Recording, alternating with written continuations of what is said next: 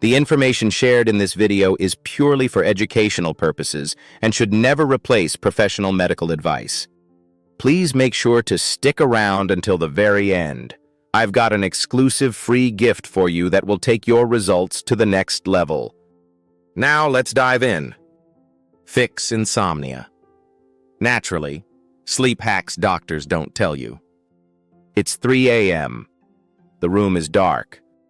The house is quiet. And you are lying there, eyes wide open, staring at a ceiling you've memorized every crack of. Your body is exhausted. Every muscle is begging for rest. But your brain? Your brain is running a full marathon, replaying that embarrassing thing you said in 2014, calculating tomorrow's to-do list, and somehow simultaneously worrying about whether you remembered to lock the front door. You are tired of being tired. And you have tried everything. The melatonin, the white noise apps, and chamomile tea. Nothing works. Because right now you are about to learn what most doctors never tell you about real sleep. Let me tell you about a guy named Marcus. Marcus was 34 years old, worked a demanding job in marketing, and had not slept more than 5 consecutive hours in almost 2 years. Not because he had a medical condition, not because anything was clinically wrong, but because modern life had quietly, invisibly, systematically dismantled every biological cue his body needed to sleep properly. Sound familiar? Marcus tried prescription sleep aids for 3 months. They worked, technically. He slept. But he woke up feeling like someone had wrapped his brain in wet concrete. He stopped the pills. The insomnia came roaring back. He tried sleep restriction therapy after reading about it online. He tried cutting caffeine completely. He tried sleeping in the guest room, buying a new mattress, downloading meditation apps. Some things helped slightly. Nothing fixed it. And here is the part that frustrated him most. Every doctor he visited told him the same 3 things. Good sleep hygiene, limit screens before bed, try to relax. Thank you, doctor. Really helpful. Marcus was doing all of that. And still, at 3 a.m., he was staring at that ceiling. Here is what nobody told Marcus, and what very few medical professionals actually discuss in a standard 15-minute appointment. Sleep is not just something your body does. It is something your body is constantly preparing for or actively being prevented from doing, based on biological signals you send it all day long. From the moment you wake up to the moment you close your eyes, your body is running a complex internal calculation. And if you get those signals wrong, even slightly, your sleep gets wrecked.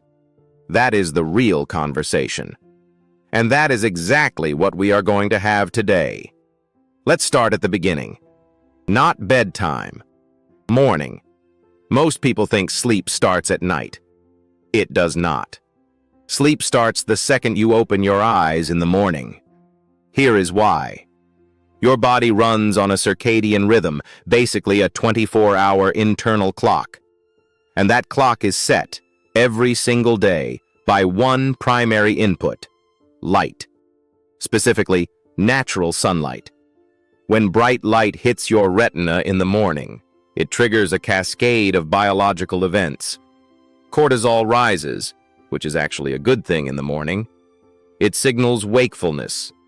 It tells your body the day has started. And about 12 to 16 hours later, that same clock tells your brain to start producing melatonin, your natural sleep hormone. But here is the problem. Most of us wake up, stumble into a dimly lit kitchen, stare at our phones under artificial lighting, and never step outside. We are feeding our biological clock garbage data. We are telling it nothing. So it gets confused. And a confused circadian clock means your melatonin rises late. You feel wired when you should be tired, and then you lie awake wondering why sleep feels impossible. The fix is shockingly simple. Within 30 minutes of waking up, get outside and expose your eyes to natural daylight. Not through a window. Outside. Even on a cloudy day, Outdoor light is dramatically more intense than indoor lighting and carries the specific wavelengths your retinas need to calibrate your internal clock. Just 10 to 15 minutes. No sunglasses. Just morning light on your face. Marcus started doing this during the first week. He called it his morning anchor. He said it felt almost too simple to be real. But within 4 days, he noticed something. He was getting sleepy at the same time every night. His body was finding its rhythm. Now let's talk about something nobody tells you about the actual mechanics of falling asleep. Your core body temperature has to drop in order for sleep to begin. This is not optional. It is not a preference. It is a hard biological requirement. When your temperature drops by 1 to 2 degrees Fahrenheit, it acts as a signal to your brain that sleep is imminent. And the problem is that most of us are actively fighting that drop without even knowing it. Hot showers right before bed? Counterintuitive as it sounds, they can actually help, but only if you take them 45 minutes to an hour before sleep, giving your body time to release the heat afterward and trigger that core temperature decline. Sleeping in a room that is too warm? Big problem.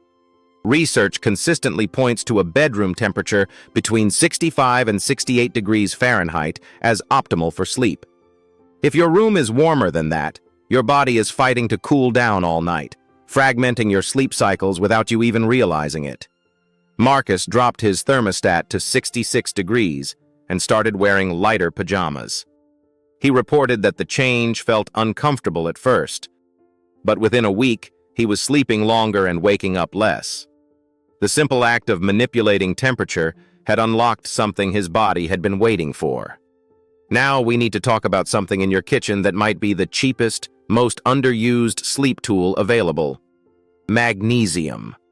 Specifically, magnesium glycinate or magnesium threonate, both of which cross the blood-brain barrier effectively and have been studied for their role in supporting GABA pathways, the neurological systems responsible for calming neural activity. Think of magnesium as a volume knob for your nervous system. When you are deficient, and a significant portion of adults are, that volume knob is stuck turned up. Your neurons keep firing. Your thoughts keep racing. Your body cannot downshift. Before you dismiss this as supplement bro pseudoscience, the research is real and fairly robust. Studies have shown that magnesium supplementation can reduce time to fall asleep and improve overall sleep quality, particularly in people over 40 or those under chronic stress. Marcus started adding a magnesium glycinate drink to his routine at night. He mixed it with warm water, sat in his dim living room, and drank it slowly.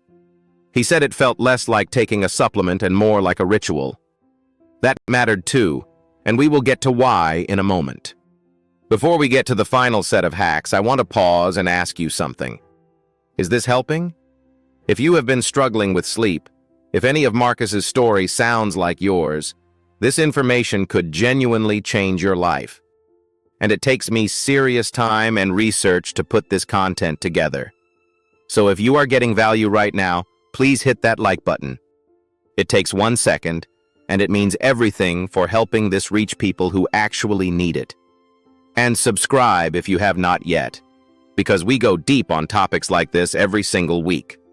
Okay, back to it. Let us talk about wind-down rituals, because this is where most sleep advice stops at the surface. Everyone tells you to avoid screens before bed, but the reason why is rarely explained well. Blue light wavelengths from screens directly suppress melatonin production. Not by a little, by a lot.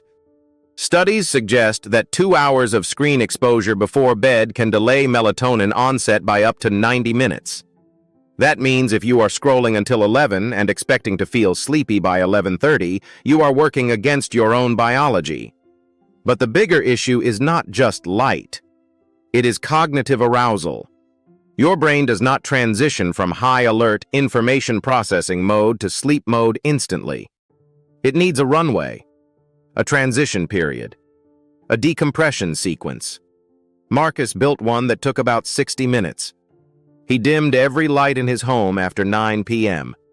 He put on music with a slow tempo, nothing with lyrics.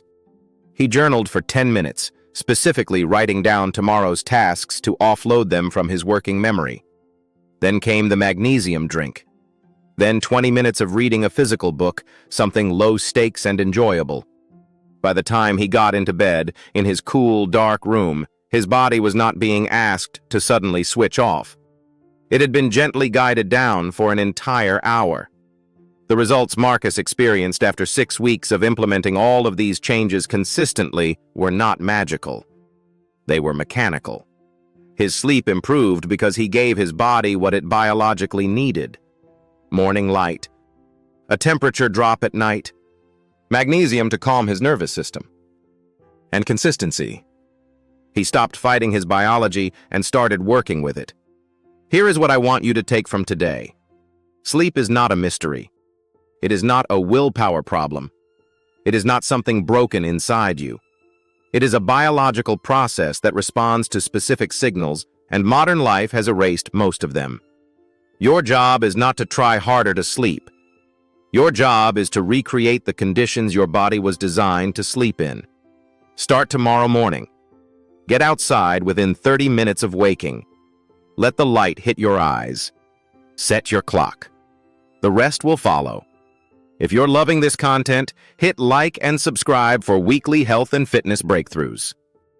Check the description to grab your free Keto ebook and watch your next must-watch video, or just click it here on your screen. This will kickstart your health journey today. Your support means a lot. Thank you for watching.